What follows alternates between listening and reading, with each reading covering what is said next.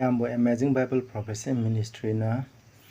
Secret Rapture Antichrist amasung 7-year Tribulation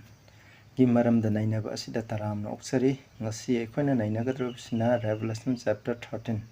haibadi sa Antichrist power adugi maramda aikoi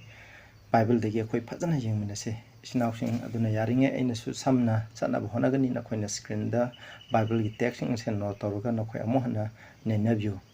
ahanbada aikoi ishora patna tausi sagada leba yam mishrawa thogana iba ipaisho yam thaga saraipa nahana kwaidgi piba Bible da piba kwaidgi akanba warning ase sa Antichrist asigi mark pibni aduna masiga maramda aikoi na hojik Revelation 13 amasung 17 dagi khara nainagadori masida nahana po pibiu aina ngangba kodum chuna ke aningbugi matungna biu tare bisin ausing suna hana po pibiu duna Antichrist power asibu khurumduna norok thasakadaba adudigi nahana kanbiu asumba sida nahana singbiu hana makoi amambada lana thajaramba khyalere su hairiba amambadu dagi angan balambirom singthokpa ngamanbiu Prabhu Jesu Christ gi minda khurumjari amen aikoi hana Revelation 13 gi 1-2 koi paminase ai manipurda parake na koi English text su yengbiu manadaba matamda in English padarakni aina samudra mapan gi laingoi mathakta leblami aduga samudra dagi sa ama kakhalakpa aina ure sa asigi makok taret amasung machi tara pale aduga mahaki machi singda luhup tara aduga makok amamamda ishobati na ngangbigi mingsing lerami aina ukhiba sa adu kabokai mali mahaki kompakti sawongi kompang mali amasung masina nongsagi masin mali singlai aduna sa aduda mahaki bangal pamban amasung asawo matik pikhi hadi John mahaki pijanda samudra dagi sa ama karakpa uyai ado mahaki makok taret masi tara palame mahaki makok masi tara luhup tara aduga mahaki makok ta ishobati na ngangbagi minglerame aduga hairiba verse 2 da hairiba sa asi mahaki hakchang asina kabokai malami mahaki makong na sawo malami mahaki masina nongsha malami aduna hairiba sa asi ahum asina pulaga semba adugumba composite piece hadi mayan tuyan jam sinaba sa amaneba aikoi yengmina sisnausing Bible gi matungina aikoina aina ngasi sa asibu masak takadaba gun tarani thoi pijagani ko ado hairibu gun sing ase yemne ahanba sa asibu saktakpa gun ado kana misna hairibu sa ase aikoina manda Antichrist na pamutuna masi Prabhu Jesu na ani shuba lakting manda Jerusalem temple sagalani adu matamda tholakani ana haina adu maina hai adu Bible na adu haibana te khone history da haibdu khone yengse aikona Bible gi prophecy da sa ama haibasina Daniel 7 gi 17 aduga 23 khone mamang da su naina khre adugi matungna sa ma haibse rajniti oiba ningtholeba amaneba masi khone Revelation da khange di Daniel hana khanggadabni Daniel khangdana Revelation khangbo oitoi symbol ani se mane amana Revelation asina answer bungni aduna angka gi maning thangba aduga chamane aduna khoina ama khangdi hairiba sa se kanano haiba matamda ningthok pam leba amane Bible na pibu clue ni khoi chinaw sa ina haijari se sagi monate Bible na haijabe adugi matungna masina an clue political rajniti go ibani tholeba amane masi kaun aduga yengse aduga Revelation 17 gi 5 to mana samudra de karak pham samudra habsina Bible la kari khana gi habse ko yingjaba Revelation 17 gi 15 gi matungna hairibu oktabu nupidan phamliba ising adudi ising mayam adudi misingni miyamni jati singni amsung lon singhani asina takdi hairiba sa ase miyamna tabam phamdegi tholakane masi khoina kawredamni ko magi ani shubugun masi miyamna tabam pham prithibigi miyamna tabam pham haidedi Europe mahadesha sibu khangneba aduna hairiba rajniti goiba sakti ase Europe tagi tholakane atopda amta yengde masi khoina prophecy da having matina kanawmis na Jerusalem da tholakani rebuild temple la jawarkani Jerusalem di Asia mahades ne du Bible haibdi Europe tagi tholakane miyamna tabam pham adu dagi tholakane aduga masida aduga humsuba gun masina ishogi markta blasphemy di thina ngangba ishogi markta thina ngang hai aduna ishogi markta thina ngang bible se mu aikoi Bible dagi akoi yengmanase John 10 gi 31 daina 33 nakoi paminro and Jude singna Yesu Christ da nungna thadoi torami adu matang da sumnai maduda disna monda kongki nahana afaba thabak tobiki tam aina nangonda aikoina nangonda nungna thaba nate adubu ishobu thina ngambagi damaktani habdi blasphemy gi damaktani nahana mi organa sabu isho ohni masina habdi isho blasphemy ishobu thina ngamba habdi keno taibung mi amana ai ishone haijabse thina ngange aduna hairiba sa asigi lusingba hai sa asina sa asigi lusingba legini ningtho pole rajniti gobe ningtho leba obnena ma ki lusingba legini hairiba nungchingba asina mahase ishogumna khoromo haigini habse masineba adusu lei aduda natana yamno loire look 5 ke 2021 da nakhoni yenglaga dem khangani pharisi sing amsung wainda thangi ojasna makhoi gi puning da khanba horake ishobu thina ngang leba se kanano ishona tana kanana pa kopi ba ngambage habni masida look 5 ke 2021 da yengda di sukrisna nupa amagi ma ki pa kopi re na haibdo adu matanda pharisi na khalak maneba aduna blasphemy habisi ki atham basi ki matung di taibung mi amo oina ishor na copy bang amba mi bi ki pap to aikoi na copy bang ami haidi pa copy bang amadi arang ko bang pi bang ami habni adumaina haija gani habne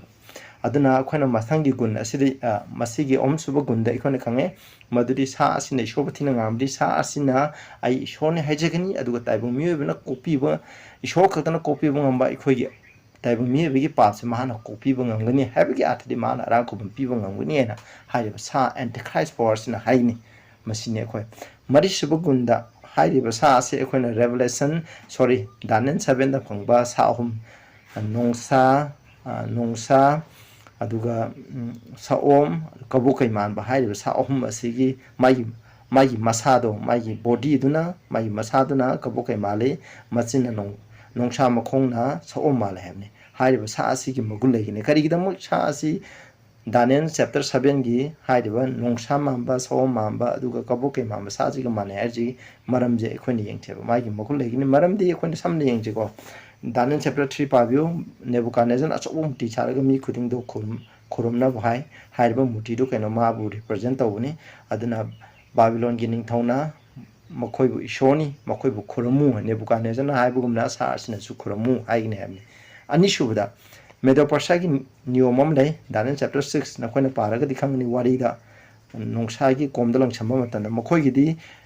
ningthawna aina ma pass ruga ningthawna sumnam gi bataraga di madu hongba yade karigino haide makhoi gi ningthawje soiba naide aran ba tawde aduna mahakti asoiba naide hamne infallible hamne ba adumai tawduna haidiba sa asigi lusingba sina makhoi na tawri khuding muche asoiba naide makhoi ishomangni ishona tawbugum nena haigini habjne aduga ahum subada Greece kumna malab se kaino Alexander na pithibi joy tawum matamna chai sumna ki trai to trom de pithibi joy tawi adu matamna man hai mapam khutin mai muti sara ma isone na khorom hai aduna sa asig lu singba sina ma bu khorom hai gini habne masina mari subagun adu khoina manga subai gunda khoi yengmena se yengdinge da hai singlai aduna mahaki singlai aduna sa aduda mahaki pangal phamban amsung asoba matik pikhe hamne adu hairiba masagi Antichrist power na sakti je kanada gi phangani singlai de gi phangani singlai je kanano revelation 2 9 gi matuna singlai atu di saitane adu ko mahaki ahenba khara amchu leba sai hairiba sa asina sakti phangbu je saitan de gi suni aduna taba atopa amasu singlai gi kun amle revelation 12 ki 1 to 5 no khoina paba taragati khangum mase sargada saitan amasung ishogi marta lan thobneba adu 12 ki ahobom matam dai nupi ama ngang mirol ame aidi tha mai pi ango ba pijon chepa aseng ba search ni ko mase mirol ame maha angang pokadra me adu angang pokadu ngang la singlai aduna lepe hek pokpu yosin ngai torome adu hai ba angang du sargada pokhat kare ha adu hai ba angang du kanano haiba matam dai khoina khange hai ba angang du Prabhu Jisu Christ ne ba Prabhu Jisu Christ ne pokpu matam da hat ken sinare bu singlai ne ba singlai na kana sine singlai adu matam da Herod aje kanano Rome na hapa Jerusalem gi Rome na hapa ning thoneba aduna hairi ba sidagi khona kangai saitan haiba dragon haiba sigi ani shubam meaning di Rome haiba neba aduna hairi ba sas na Rome dagi sakti phanganeba ma ki phamban ma ki mating mokun khutimok Rome haidi khona iron monarchy ga hainaba adugi Rome aduna monda sakti pibaneba saitan hoi saitan gi su yore adu iroina na Rome na monda sakti pibani habje masina manga suba gunneba mathang da khoyong chiko mathang revelation 13 gi aikoina 3 to 4 aikoi pamina se ko 3 to 6 po khoyeng ane do ahamba 3 to 4 aikoi pamina se ꯑꯗꯨꯒ ꯃꯍꯥꯛꯀꯤ ꯃꯀꯣꯛ ꯑꯃꯗꯤ ꯁꯤꯕ ꯌꯥꯅ ꯁꯣꯛꯄꯒꯨꯝꯅ ꯑꯩꯅ ꯎꯔꯦ ꯍꯥꯏꯕꯅꯤ ꯍꯥꯏꯗꯤ his as it were wounded to death ꯃꯥ ꯃꯀꯣꯛ ꯊꯤꯅ ꯁꯣꯛꯑꯦ ꯍꯥꯏꯕꯅꯤ ꯁꯤꯗꯤ ꯁꯤꯗꯕ ꯊꯤꯅ ꯁꯣꯛꯑꯦ ꯍꯥꯏꯕꯅꯤ ꯃꯈꯣꯏ ꯂꯨꯆꯤꯡꯕ ꯑꯃꯗ ꯁꯣꯛꯑꯦ ꯍꯥꯏꯕꯗꯤ ꯍꯥꯏꯔꯤꯕ ꯁꯥꯁꯤ ꯃꯥꯒꯤ ꯁꯛꯇꯤ ꯂꯧꯊꯣꯛꯄ ꯃꯇꯝ ꯑꯃ ꯂꯥꯛꯀꯅꯤ ꯍꯥꯏꯕꯅꯤ ꯑꯗꯨꯒ ꯃꯍꯥꯛꯀꯤ ꯁꯤꯕ ꯌꯥꯅ ꯁꯣꯛꯂꯕ ꯑꯗꯨ ꯐꯈ꯭ꯔꯦ ꯀꯣꯟꯅ ꯃꯍꯥꯛꯀꯤ ꯑꯁꯣꯛꯄꯗꯣ ꯐꯒꯅꯦꯕ ꯃꯥꯅ ꯐꯒꯅꯤ ꯑꯗꯨꯒ ꯇꯥꯏꯕꯪꯄꯥꯟ ꯄꯨꯝꯅꯃꯛ ꯉꯛꯈꯤ ꯑꯃꯁꯨꯡ ꯁꯥꯗꯨꯒꯤ ꯃꯇꯨꯡ ꯏꯟꯈꯤ ꯍꯥꯏꯔꯤꯕ ꯑꯁꯣꯛꯄꯗꯨ ꯐꯕ ꯃꯇꯝꯗ ꯇꯥꯏꯕꯪꯄꯥꯟ ꯄꯨꯝꯅꯃꯛ ꯉꯛꯑꯦꯕ ꯑꯗꯨ ꯍꯥꯏꯔꯤꯕ ꯁꯥ ꯑꯦꯟꯇꯤꯈ꯭ꯔꯥꯏꯁꯀꯤ ꯃꯇꯨꯡ ꯏꯟꯒꯅꯦꯕ ꯃꯥꯂꯦꯝꯗ ꯂꯩꯕ ꯃꯤꯁꯤꯡꯅ ꯍꯦꯡꯀꯣ ꯃꯥꯂꯦꯝꯗ ꯂꯩꯕ ꯑꯍꯤꯡꯕꯒꯤ ꯂꯥꯏꯔꯤꯛꯇ ꯅꯣꯏ ꯕꯔꯁ ꯑꯥꯏꯠꯇꯣ ꯄꯥꯔꯒꯗꯤ ꯈꯪꯅꯤ ꯑꯍꯤꯡꯕꯒꯤ ꯂꯥꯏꯔꯤꯛꯇ ꯏꯪꯒꯤꯗꯕ ꯃꯤꯁꯤꯡꯅ ꯁꯥꯁꯤ ꯈꯨꯔꯨꯝꯒꯅꯤ ꯍꯥꯏꯕꯅꯦꯕ ꯁꯥ ꯑꯗꯨꯗ ꯃꯇꯤꯛ ꯄꯤꯛꯈꯤꯕ ꯆꯤꯡꯂꯥꯏ ꯑꯗꯨꯕꯨ ꯃꯈꯣꯏꯅ ꯈꯨꯔꯨꯝꯈꯤ ꯆꯤꯡꯂꯥꯏ ꯍꯥꯏꯗꯤ ꯁꯩꯇꯥꯟꯅꯤꯀꯣ ꯁꯩꯇꯥꯟ ꯑꯗꯨꯒ ꯔꯣꯝ ꯑꯗꯨꯕꯨ ꯁꯤ ꯃꯇꯥꯡꯁꯤꯗ ꯁꯩꯇꯥꯟꯀꯣ ꯑꯗꯨꯒ ꯃꯈꯣꯏꯅ ꯁꯥ ꯑꯗꯨꯗ ꯈꯨꯔꯨꯝꯗꯨꯅ ꯍꯥꯏꯔꯛꯏ ꯁꯥ ꯑꯗꯨꯒ ꯀꯅꯥꯅ ꯃꯥꯟꯅꯕꯒꯦ ꯀꯅꯥꯅ ꯃꯍꯥꯛꯀ ꯂꯥꯟ ꯁꯣꯛꯅꯕ ꯉꯝꯒꯦ ꯄ꯭ꯔꯤꯊꯤꯕꯤꯗ ꯂꯩꯕ ꯀꯅꯥꯝꯇꯅ ꯁꯥ ꯑꯁꯤꯒꯤ ꯃꯔꯛꯇ ꯂꯥꯟ ꯇꯧꯕ ꯉꯝꯃꯣꯏꯕ ꯁꯤꯅꯥꯎ ꯍꯥꯏꯔꯤꯕ ꯄ꯭ꯔꯤꯊꯤꯕꯤꯗ ꯍꯧꯖꯤꯛ ꯂꯩꯔꯤꯕ ꯂꯥꯟ ꯇꯧꯔꯤ ꯍꯧꯖꯤꯛ ꯀꯩꯅꯣ ꯅ꯭ꯌꯨꯀ꯭ꯂꯤꯌꯔ ꯄꯋꯥꯔꯒꯤ ꯑꯗꯨ ꯑꯗꯥ ꯉꯝꯅꯕ ꯍꯣꯠꯅꯔꯦꯕ ꯑꯗꯨꯕꯨ ꯍꯥꯏꯔꯤꯕ ꯁꯥ ꯑꯗꯨꯒꯨꯝꯕ ꯔꯥꯖꯅꯤꯇꯤꯒꯤ ꯑꯣꯏꯕ ꯁꯛꯇꯤ ꯑꯁꯤꯒꯤ ꯃꯔꯛꯇ ꯀꯅꯥꯝꯇꯅ ꯄ꯭ꯔꯤꯊꯤꯕꯤꯗ ꯂꯩꯕ ꯂꯩꯕꯥꯛ ꯑꯃꯇꯅ ꯂꯥꯟ ꯁꯣꯛꯅꯕ ꯉꯝꯃꯣꯏꯕ ꯑꯔꯣꯏꯕ ꯃꯇꯝꯗ ꯍꯥꯏꯕꯅꯤꯀꯣ ꯃꯁꯤ ꯌꯥꯝꯅ ꯁꯛꯇꯤ ꯂꯩꯕ ꯑꯗꯨꯒꯨꯝꯕ ꯑꯃꯅꯤ ꯍꯥꯏꯕꯁꯦ ꯑꯩꯈꯣꯏꯅ ꯀꯥꯎꯈꯤꯗꯦꯕ 5-6 ꯑꯃꯨꯛ ꯌꯦꯡꯁꯦ ꯆꯤꯡꯂꯥꯏ ꯑꯗꯨꯅ ꯁꯥ ꯑꯗꯨꯗ ꯋꯥꯖꯥꯎ ꯉꯥꯡꯅꯕ ꯑꯃꯁꯨꯡ ꯏꯁꯣꯔꯕꯨ ꯊꯤꯅ ꯉꯥꯡꯅꯕ ꯆꯤꯟ ꯄꯤꯕꯤꯔꯦ ꯑꯗꯨꯒ ꯊꯥ 92 ꯆꯨꯝꯅ ꯊꯕꯛ ꯇꯧꯅꯕ ꯃꯉꯣꯟꯗ ꯃꯇꯤꯛ ꯄꯤꯈꯤ ꯁꯥ ꯑꯗꯨꯅ ꯃꯆꯤꯟ ꯀꯥꯡꯊꯣꯛꯇꯨꯅ ꯏꯁꯣꯔꯒꯤ ꯃꯊꯛꯇ ꯊꯤꯅ ꯉꯥꯡꯈꯤ ꯑꯃꯁꯨꯡ ꯃꯍꯥꯛꯀꯤ ꯃꯤꯡ ꯃꯍꯥꯛꯀꯤ ꯐꯤꯖꯦꯡ ꯑꯃꯁꯨꯡ ꯁꯔꯒꯗ ꯂꯩꯕ ꯃꯈꯣꯏ ꯑꯗꯨꯒꯤ ꯃꯊꯛꯇ ꯊꯤꯅ ꯉꯥꯡꯈꯤ ꯏꯁꯣꯔꯒꯤ ꯃꯔꯛꯇ ꯊꯤꯅ ꯉꯥꯡꯈꯤ ꯍꯥꯏꯕꯅꯦꯕ ꯑꯗꯨꯅ ꯃꯁꯤ ꯋꯥ ꯉꯥꯡꯉꯤ ꯑꯗꯨꯒ ꯃꯥꯅ ꯃꯥꯂꯦꯝꯗ ꯊꯥ ꯀꯌꯥ ꯁꯥꯁꯟ ꯇꯧꯅꯕ ꯁꯛꯇꯤ ꯄꯤꯔꯝꯃꯦꯒ ꯊꯥ 92 ꯍꯥꯏꯕꯅꯦꯕ ꯑꯗꯨ ꯀꯅꯥꯒꯨꯝꯕ ꯃꯤꯁꯤꯅ ꯍꯥꯏꯔꯤꯕ ꯊꯥ 92ꯁꯦ ꯂꯤꯇꯔꯦꯜ ꯑꯣꯏꯅ ꯂꯧꯏꯀꯣ ꯑꯗꯣ ꯑꯩꯈꯣꯏꯅ ꯌꯦꯡꯕ ꯌꯥꯏ ꯑꯩꯈꯣꯏꯅ ꯌꯦꯡꯖꯦ ꯑꯁꯤꯗꯒꯤ ꯑꯩꯈꯣꯏꯅ ꯄꯥꯈꯤꯕꯗ ꯃꯁꯤꯒꯤ ꯁꯛꯇꯤ ꯑꯁꯤꯅ ꯋꯥꯔꯜ ꯋꯥꯏꯗ ꯄ꯭ꯔꯤꯊꯤꯕꯤ ꯆꯟꯕ ꯊꯨꯡꯕꯗ ꯂꯩꯒꯅꯦꯕ ꯃꯔꯝꯗꯤ ꯃꯥꯒꯤ ꯑꯁꯣꯛꯄꯗꯣ ꯐꯕ ꯃꯇꯝꯗ ꯃꯥꯂꯦꯝ ꯄꯨꯝꯅꯃꯛꯅ ꯉꯛꯈꯤꯑꯕ ꯑꯗꯨꯅ ꯍꯥꯏꯔꯤꯕ ꯁꯛꯇꯤꯁꯦ ꯃꯐꯝ ꯑꯃꯈꯛꯇꯗ ꯂꯩꯕꯅ ꯄ꯭ꯔꯤꯊꯤꯕꯤ ꯃꯐꯝ ꯈꯨꯗꯤꯡꯃꯛꯇ ꯂꯩꯕ ꯑꯗꯨꯒꯨꯝꯕ ꯁꯛꯇꯤ ꯑꯃꯅꯦꯕ ꯏꯊꯤꯜ ꯄꯤꯕ ꯉꯝꯕ ꯁꯛꯇꯤ ꯑꯃꯅꯦ ꯑꯗꯨꯒ ꯇꯔꯦꯠꯁꯨꯕ ꯒꯨꯟꯗ ꯍꯥꯏꯔꯤꯕ ꯑꯁꯤ ꯙꯔꯃꯒꯤ ꯁꯛꯇꯤꯅꯤ ꯃꯔꯝꯗꯤ ꯃꯍꯥꯛꯄꯨ ꯈꯨꯔꯨꯝꯅꯤꯡꯉꯥꯏ ꯍꯥꯏꯕ माबू कना सासिबु कना मानेगी सासिबु खुरुमनब हायबा खुरुमबा हायबसे धर्मगी ओइबा शक्तिने अदुना पॉलिटिकल ओइबा शक्ति सुनी राजनीतिक ओइबा सॉरी राजनीतिक ओइबा शक्ति सुनी अमसुंग धर्म नीति रिलीजियस की ओइबा शक्ति सु अमनेबा मसे अदुगो मसिना सही लिसिंग मसनी हुंपु पाले हमने हाइड 538 एंड 1798 चाप चाना को मसी पृथ्वी द माना सुप्रीमेसी हदी पान खेब माना अदो खने बाइबल की मतुंग ने मसी लिटरेल ओइने लौबा यादे को बाइबल की मतुंग ने बाइबल दा इन ममांगी वीडियो द नखोन यंगबियो खने एंटीक्राइस्ट लिटन होन की मरम दे को यंगम तन लोय इन हाई क्रम ने को बाइबल की प्रोफेसी दा नोम का सही हिंग माने अदने एजिकल 46 नंबर 1430 भो यंगो 40 थानी फुनी तो हैव जे बाइबल की दति था म जन कुंठाने को माने इन ममांग दा हाइजखरे अदना पुरी नबम बतंदा सही लिसिंग मसनी हुंफु थाइब नुमित सही नुमित लिसिंग मसनी हुंफु हाइबनी हारे नुमित हाइबदिन सही हाइबनेबा अदुरि सही लिसिंग मसनी हुंफु पाले हम सब साना पाले अदुगी मतुंग द महाकसे असोकपा 1798 माकी सिबयाना सोकपजे फंगनेबा हाइबदी मागी पुरा सिबदि नतबा मागी अखोना पॉलिटिकल शक्ति लौथोकपा रिलीजियस की शक्ति लौथोकपा अदुगो मो हंजनबा अदुने कोना हाइरिबा शक्ति जो मोंद पिरकनेबा अदु मतमदा पृथ्वीदा लैबा पुं खुदिंना साजे ngakkaneबा माकी सिबा हाइदि हा माना हाना फंगंबा धर्म राजनीति की शक्ति अमसुंग धर्म नीति की शक्ति रिलीजियस पावर जे माना अमु फंगबा मतमदा हुजिक फंगदिबसे कैनो मागी पॉलिटिकल की खक्तने राजनीतिक ओइबा शक्ति जे फंगद्रिबा पृथ्वी पुनमुकी मथकदा पानिङै शक्ति जे फंगद्रे मधु फंगबदा पृथ्वी लोइरे पृथ्वीदा लैबा मी खुदिं ngakkaनेबा अदुगा हाइरिबा सासे खोना दानियल चैप्टर 7 की अपिकपा मसी दुगो माने हैमनी अदुगी मनमदि खोइन अदुगी आइना कैरेक्टर पिखरे अदुगी मनमदि एसिदा हापसन जररोइगेबा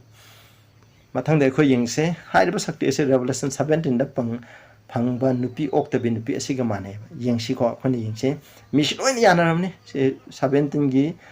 हाइरिबा ओक्तबि नुपी जे कनानो हाइरिबा एंटीक्राइस्ट पावने हैव जे पृथ्वीदा लैबा खुदुमना याने प्रोटेस्टेंट हाइबा कनागुम रोमान कैथोलिक हाइब लेते प्रोटेस्टेंट हाइब लेते लोइन यानारबो वाफमनि अदुना आई मसी मरम याम एक्सप्लेन तरो यंगसे parse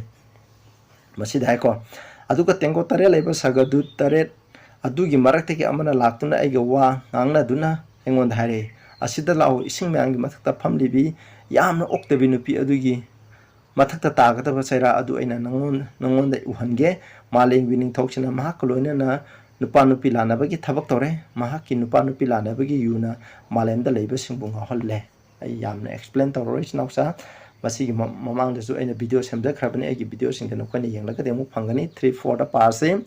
adugu mahangna ibu thawagi mapana lamangda puthole amchung shobti na ngangba mingna thanba makok tare amsung masi tara pambang aksangang samigi mathakta nupi amana phamba ina ure hai bokto nupi chna phamani ko nupi aduna mangra masu amsung yamna ngangba masu masugi fiselami sanalupa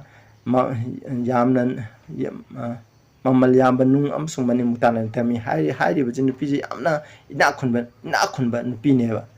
maki makoda tukusa masu nupa lana bigi thaba amot pana pik thanba sana gi tengor ama mongonda leira mi koi mathangda 15 jam panan pas 5 se sorry aduga mahaki marai bakta ming ama irami atuppa Babylon mystery Babylon the great the mother of harlots and abomination of the arhaiko malem gi tukatabe singi mama haibni aduna ikoni yengse hairibase kona Babylon hairiga chu khangne ba Antichrist pa Babylon thaini gi Babylon ni leitre ko maru phangna muthat kere maduna te thawai go ba Babylon thaini gi Babylon ga maram cha chamana ba hojiki spiritual thawai go ba Babylon am leiri ba hoji malam prithvi da leiri ba masine ba adu khani yengchi ko nupi ni okta bi nupi ni Bible di aduga verse 6 tamu asengba misingi amsung Jesu gi da mathwai thakiba singi I thakuna ngawru bi nupi adu aina ure aina mahapu ubda hingai leitna ngalami haidi haribi nupi asina Prabhu Jesu Christ gi matung ba misingi I theba haleba Christian hat adu nupi amaneba madugine Christian haiba Christian ni hango Christian singi I haibdi koina mathangdi yengju ko ai aduga si Bible gi prophecy da nupi amna karibu khane ai koina text ngi na khon yango Jeremiah 6:2 silere aduga asengba nupi amana asengba sasbu khangneba adu oktabi nupi amana koina apostate like khatarba chumdigi like khatarba sasamu khangneba adu masi 17 na piriba nupi asidi oktabi nupi ne adudi masi kanano hakanda oktabi church ne adudi masin habde adu magi makokta mystery Babylon the mothers of halora oktabi singi mama habneba masina habde masigi church asumbadagi Bible na takpi asumbudagi like khataraba adu gumba church amani adu high river church kanano mama neba khoide Protestant church leideba khuding asigi mama ne high river church asidagi khoi Protestant oiba khoi church khuding mo tholak paneba aduna mama ni adu maji asumbadagi leitho Bible na takpi badudagi leithoba chat tongana sakrabne aduga mahanamu high river church asina Christian sing haleb adugi damak jona Prabhu Jesu Christ gi ni haijaba church amana magi matung ba misingi hatpo ubu matamdane aduna ne mana nga ibje ko masini akhona kawroidabse masri guntara ikhoni yengsi ko high river church ase apostle church ni aduga church Protestant church khudimakti mama ne akhona kanano haibje masi haiba matam no khoi loina khangaroni masi bible na sang baimni ko aina haibna te chnausa aduga high river church asinu Christian sing haleba Tramat Hujubugunda Christian sing hat persons ni ko masigi da mong jona ngai je aduga mu masi sanal pa mani mutana like teng baamni yam ina khun persons ne prithvi da kwai ina khun persons adi hujuji de magi mangra masugi phiron set pa khot pa je masigi church ki phamnai ba sing sing ba sing hujuji tu manga masugi phiron yam na ke amugi phiron thing je hujuji seleba aduna high river church na khoina kanano haibse na khoina gun train thoje ina haijakre hairiba gun train thoje yang kana na khoina kanano haibse na koina khanga gane snausa masi aina haiba nate bible na piba description ni masi de ishorgi church ke ishorgi haiba in church mi kumle adu mokhoi maram da nate mokhoi ga arama takpiba bible do onate na bada tawkibdo adugi maram da neba adu hairiba church achidi aina haiba nate mamang do so ina haijakre blessed hope page 33 gi matuina khoina Protestant gi reformer khuding mana amang gi reformer khuding mana Protestant reformer khuding mana ya ba matam da makhoi se khoina Waldenses kumba Hussite John Hus ki matung university John Wycliffe Luther Calvin jinguli laiba mam Baptist theologian John Gill haiba Cranmer Tindley laiba khuding asna haiba sasudi Antichrist powers ikanano Roman Catholic Church ne masigi lusing pop masibu Antichrist ne mana shoni habni habje masine aina habna te ko snausen aina church gi mark ta thina ngam te bible na habki mutun ai hajabni bible na pibu warning do seng pijabni aduna kana misna ꯃꯁꯤꯒꯤ ꯑꯆꯨꯝꯕꯁꯦ ꯑꯩꯈꯣꯏꯅ ꯂꯧꯁꯟꯖꯩ ꯀꯩꯒꯨꯝꯕ ꯂꯧꯁꯟꯗꯗꯅ ꯃꯁꯤ ꯑꯦꯟꯇꯤꯈ꯭ꯔꯥꯏꯁꯅꯦ ꯍꯥꯏꯅ ꯑꯩꯈꯣꯏꯅ Roman Catholic ꯆꯔꯆꯅ ꯑꯦꯟꯇꯤꯈ꯭ꯔꯥꯏꯁꯅ ꯃꯥꯒꯤ ꯇꯥꯛꯄꯤꯔꯤꯕ ꯑꯔꯥꯟꯕꯁꯤꯡ ꯑꯁꯤ ꯑꯦꯟꯇꯤꯈ꯭ꯔꯥꯏꯁꯅꯤ ꯍꯥꯏꯕꯁꯤꯅ ꯑꯩꯈꯣꯏꯅ ꯌꯥꯗꯕ ꯇꯥꯔꯗꯤ ꯑꯔꯣꯏꯕ ꯃꯇꯝꯗ ꯑꯩꯈꯣꯏ ꯁꯣꯏꯗꯅ ꯅꯝꯊꯥꯛ ꯇꯧꯒꯅꯤ ꯅꯝꯊꯥꯛ ꯑꯗꯨ ꯇꯧꯗꯅꯤꯡꯉꯥꯏꯒꯤꯗꯃꯛ ꯑꯩꯅ ꯑꯆꯨꯝꯕꯁꯦ ꯍꯥꯏꯖꯔꯤꯕꯅꯤ ꯏꯆꯤꯟꯅꯥꯎꯁꯥ ꯑꯗꯨꯒ ꯁꯤꯗ ꯍꯥꯏ ꯑꯗ ꯑꯩꯈꯣꯏꯅ ꯍꯥꯏ ꯃꯥꯔꯇꯤꯟ ꯂꯨꯊꯔꯅꯁꯨ ꯁꯤꯗ ꯍꯥꯏꯕꯒꯤ ꯂꯩꯔꯦ ꯑꯩ ꯁꯤꯒꯤ ꯀꯣꯠꯁꯤ ꯑꯩ ꯄꯥꯖꯔꯣꯏ ꯃꯇꯝ ꯂꯩꯇ꯭ꯔꯦ ꯅꯈꯣꯏꯅ ꯁ꯭ꯀ꯭ꯔꯤꯟꯗ ꯌꯦꯡꯉꯣ ꯑꯗꯨ ꯃꯊꯪꯗ ꯑꯩꯈꯣꯏ ꯆꯠꯂꯁꯤ ꯃꯈꯣꯏꯅ ꯏꯁꯣꯔꯅꯤ ꯍꯥꯏꯖꯕꯒꯤ ꯀ꯭ꯂꯦꯝ ꯀꯣ we uphold this are the place of God Almighty ko aino prithvi asida ekoi ishor gi mahutta ekoina malem prithvi ji lai ekoi ishor ni habni aduna mathang gi ko to jaje po habse Jesu Christ gi mihut khakta natana sadong gi marumda lebliba Jesu Christ masamon habni makhoi je ishor ni habdo makoina num claim thojere Roman Catholic ki lusingba pop sing asina ekoi pop sing ase ishor ni na claim thoje habni aduga makoina Christian sing hatpa ji gi maramda ekhetanga gi ko masida John Dowling की history of Romanism है से मसी की like ता है को 606 की असेंग बड़ी 538 की मतम देगी निको मायने पान बहु से अदुगी अदाई देगी होना पतना कोइना थाजब याबा historian सिंग अदुना पतना खोप मतम द मोइन है जे more than 50 million of human family है million जंखई है को Heidi million Heidi Koyna crore मंगा मुखि सांग को kor mangam ki changje makoina hatli hamni kaigi damak hamni di shogi apo pausan dok pagi dam adu moina haje an average more than 40,000 religious murder for every year of the existence of poverty hadi popna sasan dok haibe magi matam asida kanna sasan dok manungda sai khuding gi milising ni phuni phu haleba 40,000 hamne adudi kyam halam gane hab jingche makoina pama tan sahi lising masani humphuni adu chawrana koina aina sida sum hotpada sahi lising masani pama matamda crore nifuni pane ba aduma nifuni pani sang ko adu yawduju sahi lising makha pale hajeba makoina tan thabak tawbe sahi lising amane hajeba aduri crore nifu gi sang ne adubu dum loi tawju ayamba misina honaba matamda accurate na mije 1 million ko million sama yang khairong gi sang halem have the crore million amaga crore million sama ga crore tara mane adundi crore tranga yam drabda Christian crore kun mukki changde makhoi ni haleba first world war second world war gi matam da hatpa masing de gi makhoi ni heleba asumba sti Christian hatpa mana bible gi asumba takpi diba bible gi asumba bible pa ba yadaba gi dum haliba dugumba sakti asibu antichrist power ne have sina khoina yadaba taradi sinausa sigumba asibu yadaba mi adudi norokta chapada matik chai ai orsu ai norokta chapada masing thai aduna hairiba church di tholan ngai gi dam aina mayam da appeal tawjeri ne bisnaw masi khum mana takpi aram sing adu de khoina lamna dai shaina aina mayam da hajeri ba khoi mu yeng jong bathang da Walden sensing of France aina Wednesday kudingi Fox books of matter dagi Christian sing hat ki bigi wari lijeremni madu de yengma matam da mamang hai gre Walden sen kyam hal haba matam da hingo France Walden sen million ko 900,000 Orthodox Christian ai hal hai million amarom hal hai ko mi million ama di lakh million ama habje lakh taraga mane ko aduga 900,000 Orthodox Christian were slain in less than 30 years mokoi inquisition Jesuit inquisition adi mokoi no bisatroga arama mising do hatpagi adugu mathabak tobum tanda third masida haije 900,000 hayni ko si matang paraga di khangani ko aduga Duke of Alba habjina posted toy ko Netherlands 36,000 ko hatli hai ko masida ko Netherlands adu haribison to 150,000 within 30 years sai kuni inquisition ko sai kudingi 150,000 ko lising amaga lising amaga samyang khai hale hamni Christian puna mani ko sim mayam lere haiba mayam je khona pulap punjal taraga di khona ngasai khona hot ki ba calculation jam da lakh crore kun mukhi chang ko haidi crore tara da ina crore kun gi chang de average mo khoina hale ba sukim masi Christian hale ba aduna sukim masi Christian hale ba church se hoji aduga mana 1790 item agi shakti lokthokre pop ki akhona Napoleon gi general Bertina pop Pius 6 capture tor France ki balance thakre maje hatkre maje adudig loi lokthor ma ki political saksi ju lokthokre religious saksi ju lokthokre adubu ꯑꯩꯈꯣꯏꯅ 1929 ꯁꯥꯏꯗꯒꯤꯗꯤ 1840 ꯁꯥꯏꯗꯒꯤꯗꯤ ꯑꯃꯨꯛ ꯃꯨꯁꯣꯂꯣꯅꯤ ꯒꯕꯔꯃꯦꯟꯒ ꯌꯥꯅꯔꯒ ꯃꯈꯣꯏ ꯁꯛꯇꯤꯁꯤꯅꯒꯤ ꯀꯔꯤ ꯁꯛꯇꯤ religious ꯁꯛꯇꯤꯗꯨ ꯍꯧꯖꯤꯛ ꯐꯪꯃꯦ ꯍꯧꯖꯤꯛ ꯄꯥꯎ ꯍꯥꯏꯕꯁꯤꯅ ꯄ꯭ꯔꯤꯊꯤꯕꯤꯒꯤ ꯑꯣꯏꯕ ꯙꯔꯃꯒꯤ ꯑꯣꯏꯕ ꯔꯤꯂꯤꯖꯤꯌꯁ ꯁꯛꯇꯤ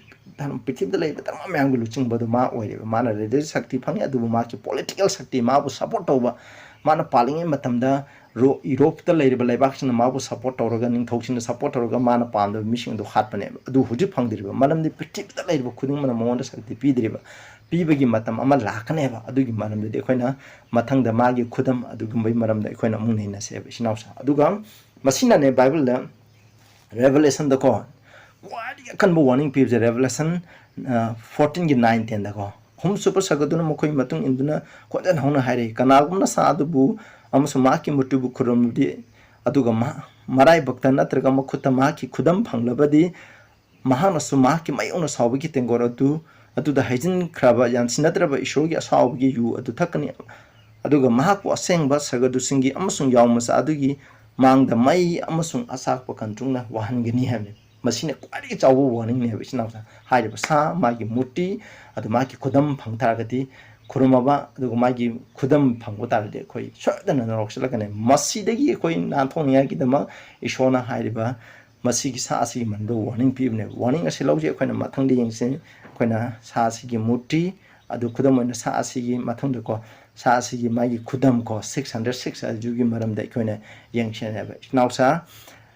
नखोइना आइगी समोनजे तारगा नखोइना असुम्बने खलगदि नखोइ लौसनबियु लाइक शेयर तौबियु अदुगा अनौबा मियोरगु सब्सक्राइब तौबियु अखोइगी मरुम मपांगदा आइगी चैनल सिगी मरमदा नखोइना शेयर तौबियु सब्सक्राइब तौबियु हेना असुम्बा बाइबलगी असुम्बा बाइबलगी मतुइना को असुम्बजे अइना खंगजबजे ताकचरके चिनाउता आई बाइबलदगी नतना आई करसु ताकतेको बाइबल ना हाइबदो बाइबल अदुगी मतुइना अखोइना चतपनी ताबिबा म्यामदा इशोना बोपि बोइसनु हाइरिबा अमम्बा सिदगी अखोइ लौथोकसे असेंबा एंटिक्राइस्ट अखोइ कनानो खंगबनिना हाइरिबदु खुरमबगी महत्ता अरोइबा मतमदसु ngसाइगी पृथ्वीदा लेबा शक्ति खुरिमना खुरमगा अखोइ ख्रिस्टान सिंग बाइबलगी मतुइना चतलिबा ख्रिस्टान सिंग को असि मक्ता लान तौगनी हातकनेबा मदुदगी अखोइना अदु मतमदुदी अदुमक्ति ओइरोय प्रभु यीशुना अखोइबु कानबिगनी अदुना अखोइ अचुम्बा अदुगिदमु लेमिनसे आइना हाइजरि प्रार्थना तौसे स्वर्गदा लेबि पा याम तागसरे अखोइना एंटिक्राइस्ट पावर से कनाना हाइबजे फजना खंखरे हाइरिबा मसिगी आराम ताकपिबा सिदगी अखोइ लेथोक्तुना एंटिक्राइस्ट पावर से खुरमदबा होजिसु पृथ्वीदा लेबा मंगोंदगी लापथोक्तुना माना ताकपिदिबजे लेथोक्तुना अखोइ बाइबलना हाइबा अचुम्बदुगी मतुना चतपंगम्बा नाके चुम्बगी थोना फना लेपंगम्बा नुपा नुपि हाइबदुना होयनबु हाना प्रभु यीशु ख्रिस्टगी मिंगदा खुरमजरी ताबिबा म्याम खुदिंगदा ईश्वरना बोपि बोइसनु आमेन।